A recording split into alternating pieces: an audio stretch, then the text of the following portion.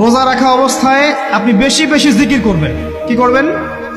সুবহানাল্লাহ পড়বেন, আলহামদুলিল্লাহ পড়বেন, আল্লাহু আকবার পড়বেন, লা ইলাহা ইল্লাল্লাহ পড়বেন, লা হাওলা ওয়ালা কুওয়াতা ইল্লা বিল্লাহ পড়বেন হাসবি আল্লাহ ওয়া নি'মাল ওয়াকিল, সুবহানাল্লাহি ওয়া বিহামদিহি, সুবহানাল্লাহিল আযীম, সুবহানাল্লাহিল আযীম ওয়া বিহামদিহি পড়বেন আস্তাগফিরুল্লাহ ওয়া আতুবু ইলাইহি, আস্তাগফিরুল্লাহ ওয়া আতুবু ইলাইহি পড়বেন লা ইলাহা ইল্লাল্লাহ ওয়াহদাহু লা শারীকা লাহু লাহুল মুলকু ওয়া লাহুল হামদু ওয়া হুয়া আলা কুল্লি শাইইন কাদির। পারা যাবে না ইনশাআল্লাহ?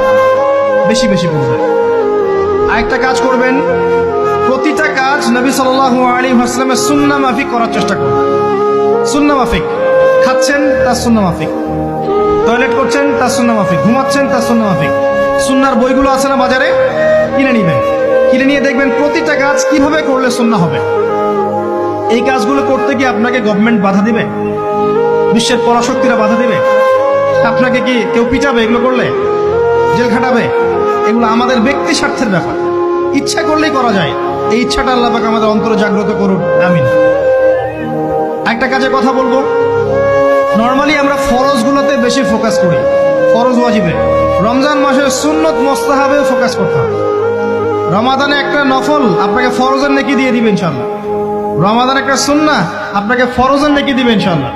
রমজান মাসে শুধু ফরজ নয়, একটু সুন্নাহ সালাতগুলো, নফল সালাতগুলো একটু বেশি বেশি করার চেষ্টা করি। আল্লাহ পাক তৌফিক